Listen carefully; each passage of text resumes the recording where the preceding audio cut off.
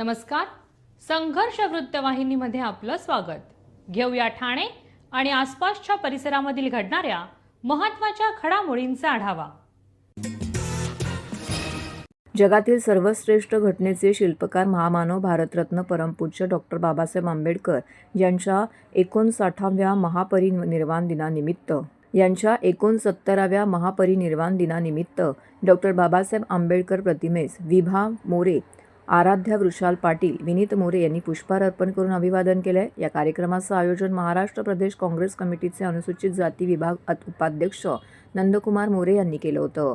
यावेळी महाराष्ट्र प्रदेश महिला काँग्रेस कमिटी सचिव शिल्पा सोनाने, वसुधा गायकवाड, ललिता पंडागळे, आशा गोखले, शारदा दामोदर, सुमेधा जाधव, पुष्पा गायकवाड, मीना वानखेडे, दिवेकरताई, संगटा पाठक, ठाणे शहर काँग्रेस कमिटीचे काँग्रेस नेते हरेश्वर कोळी, ठाणे काँग्रेस सचिव मनोज पांडे, ठाणे शहर युवक काँग्रेसचे उपाध्यक्ष शुभम सोनाने, नदीम शेख, समीर शेख, रुपेश तुपे, राजू शर्मा, अली अहमद, प्रकाश राणे, सिद्धार्थ कांबळे, समाजसेवक वृषाल पाटील, सुभाष बनसोडे, भगवान गारुड, प्रमोद नंदेश्वर, प्रकाश कांबळे, विजय यादव इत्यादींनी महामानव परमपूज्य भारतरत्न डॉक्टर बाबासाहेब आंबेडकर यांच्या प्रतिमेस पुष्प वाहून अभिवादन केले. घटनेचे शिल्पकार महामानव भारतरत्न परमपूज्य डॉक्टर बाबासाहेब आंबेडकर यांचा 69वा महापरिनिर्वाण दिन आज देशभर जगभर साजरा होत आहे. आम्ही ठाण्याच्या तलावपाळी येथे आज महापरिनिर्वाण दिन साजरा करत आहोत. या प्रसंगी ठाणे शहरातील विविध समाजसेवी संघटना, महिला बंधू भगिनी सर्वजण या ठिकाणी जमलेलो आहोत आणि या ठिकाणी बाबासाहेबांना आम्ही अभिवादन केलेलं आहे, संविधानाला अभिवादन केलेलं आहे. जय भीम, जय भारत. सर्व नागरिकांना आवाहन करण्यात येत आहे की सध्या डासांमार्फत पसरणाऱ्या डेंग्यू या आजाराचा प्रसार रोखण्यासाठी प्रत्येकाने पुढील प्रमाणे कार्यवाही करावी. डेंग्यू आजार एडिस इजिप्ती हा डास चावल्याने होतो. या डासांची पैदास साचलेल्या किंवा साचवलेल्या स्वच्छ पाण्यामध्ये होते. 8 दिवसांपेक्षा जास्त दिवस पाणी उघडे व साचून राहिल्यास त्यात डास अंडी घालतात. अंड्यांच्या अळ्या तयार होऊन पुढे डास तयार होतात. यासाठी आपल्या घरातील पाणीसाठे उदाहरणार्थ बॅरल्स, पिंपे, टाक्या, हौद, रांजणे इत्यादी दर आठवड्याला रिकामे करून घासून पुसून कोरडे करून पुन्हा भरावे. 1 दिवस कोरडा दिवस म्हणून पाळावा. पाणी साठ्यांना घट्ट झाकणे बसवावीत किंवा जुनी साडी, चादर, धोतर यांनी बांधून झाकून ठेवावीत, म्हणजे डास त्यात जाऊन अंडी घालणार नाहीत. घराच्या गच्चीवर, आजूबाजूला, अंगणात कोठेही पाणी साचू देऊ नये. भंगार सामान उघड्यावर टाकू नये. उदाहरणार्थ टायर्स, प्लास्टिक सामान, कुंड्या, टाकाऊ वस्तू इत्यादी. अशा सामानात पावसाचे पाणी साठून त्यात डेंग्यूच्या डासांची पैदास होते. घरातील कूलर्स, फ्रीजच्या पाठीमागील ट्रे हे देखील वेळोवेळी कोरडे करावेत. लक्षात ठेवा, नुसत्या फवारणीने डास घनता कमी होत नाही, तर त्यासाठी डास पैदास ठिकाणे नष्ट करणे ही आपल्या सर्वांची जबाबदारी आहे. कोणताही ताप अंगावर न काढता जवळच्या शासकीय रुग्णालयात मोफत औषधोपचार घ्या. अशा प्रकारे नागरिकांनी सहकार्य केल्यास डेंग्यूचा प्रसार रोखणे सहज शक्य आहे.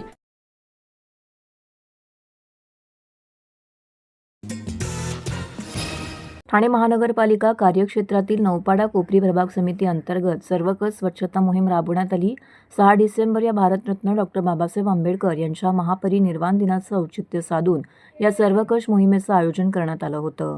या मोहिमेमध्ये ठाणे रेल्वे स्थानक परिसराची स्वच्छता करण्यात आली. तसेच स्थानक परिसरातील आजूबाजूचा परिसराची साफसफाई करून डीप क्लीन उपक्रम देखील राबवण्यात आला. कोटनाका येथील भारतरत्न डॉक्टर बाबासाहेब आंबेडकर यांच्या पुतळ्याशेजारील परिसर स्वच्छ करण्यात आला. तसेच जिल्हाधिकारी कार्यालयाच्या परिसराची साफसफाई देखील करण्यात आली. यावेळी सर्व ठिकाणी स्वच्छतेची शपथ देखील घेण्यात आली. वर्तकनगर परिसरात मुल्लाबाग या ठिकाणी ही सर्वकष स्वच्छता मोहीम उपायुक्त मधुकर बुडके, आरोग्य अधिकारी डॉक्टर राणी शिंदे यांच्या आदेशान्वये राबवण्यात आली. यावेळी माजी नगरसेवक संजय वाघुले, सुधीर कोकाटे, सुनील खांबे, सहाय्यक आयुक्त सुनील मोरे, मुख्य स्वच्छता निरीक्षक शयुराज कांबळे, नौपाडा कोपरी प्रभाग समिती उपमुख्य स्वच्छता निरीक्षक लक्ष्मण पुरी, स्वच्छता निरीक्षक सुनील जगताप, अजय जगताप, मुकेश नेसवणकर, अमित मोते, विशाल खांबे, बालाजी मुळे, संजय दळवी इत्यादी उपस्थित होते. तसेच मलनिस्सारण विभागातर्फे आर्यन जेटिंग गाडी, CND वेस्टतर्फे डंपर आणि JCB, जेट स्प्रे गाडी, संबंधित रस्ते सफाई, कंत्राटी सुपरवायझर, कंत्राटी सफाई कर्मचारी वर्ग आणि स्थानिक रहिवासी येथे उपस्थित होते. भारतीय अर्थव्यवस्था असो, पत्रकारिता असो किंवा अन्य कोणतेही क्षेत्र असो, भारतीय घटनेचे शिल्पकार डॉक्टर बाबासाहेब आंबेडकर यांचे सर्व क्षेत्रामध्ये महत्त्वाचं योगदान होतं, असं प्रतिपादन ठाणे महापालिकेचे अतिरिक्त आयुक्त संदीप माळवी यांनी केलं आहे.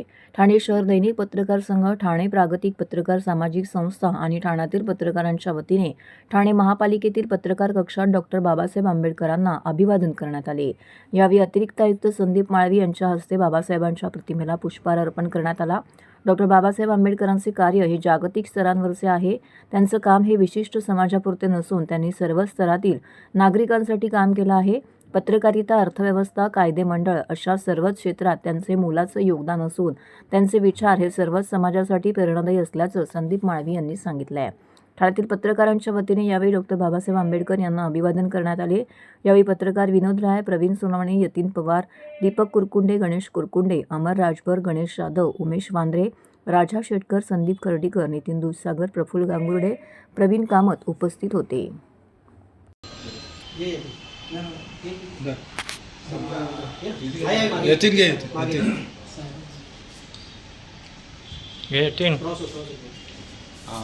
बाबासाहेबांचं जसं घटना निर्माणात जसं योगदान आहे तसं बाबासाहेबांचं पत्र मी माळवी सरांना विनंती करतो की बाबासाहेबांकडे 2 शब्द बोलावे.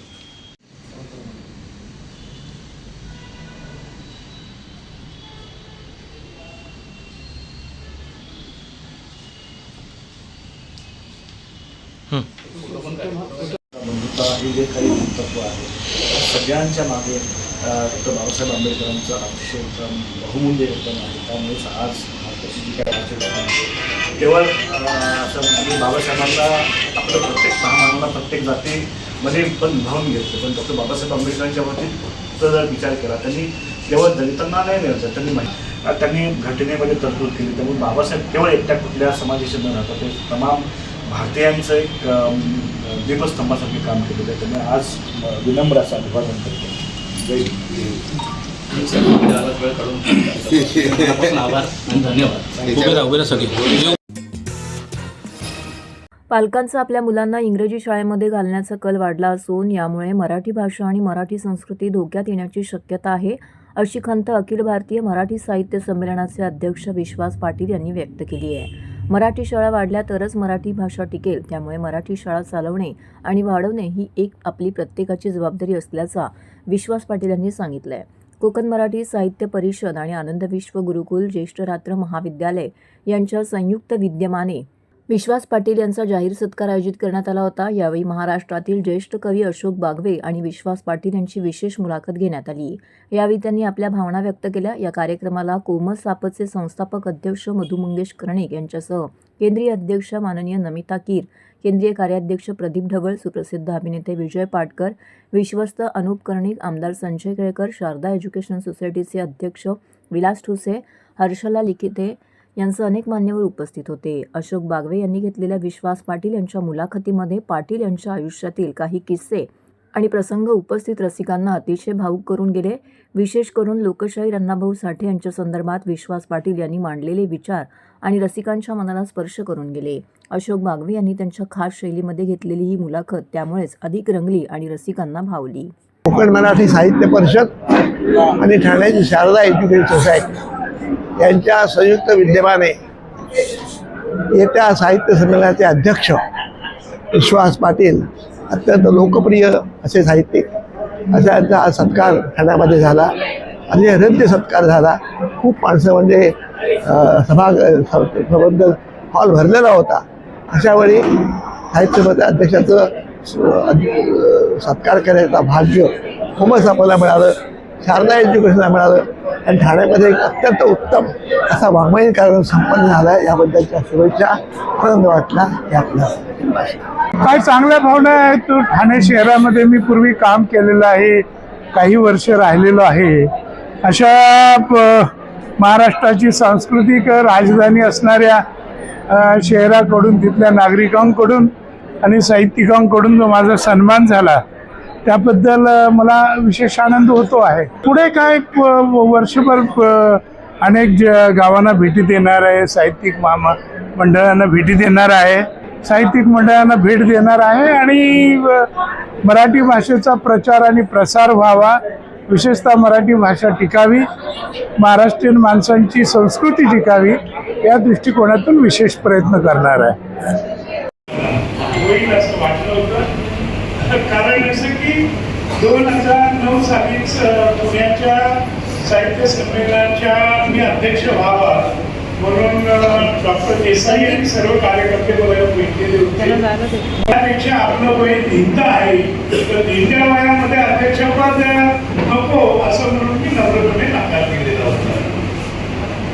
पण आता अध्यक्षपद मिळून पण लिहिणार आहातच. हो, लिहिणार. ते काय सोडणार नाही.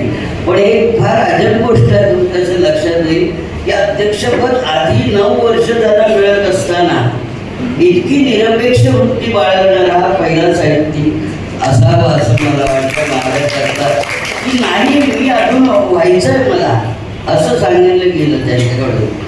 दुसरी गोष्ट अशी झाली की तुम्ही निवड झाली तुमची आणि अण्णाभाऊ साठे, आचार्य अत्रे आणि रवा दिघे कोमसंपाला माहितीच पाहिजे, कारण खोपोलीला ते राहायचे, ते कादंबरीकार होते. खोपोलीच्या कोमसंप शाखेने एकदा कार्यक्रम केलाय, त्यानंतर 15 वर्ष केलेलं नाही.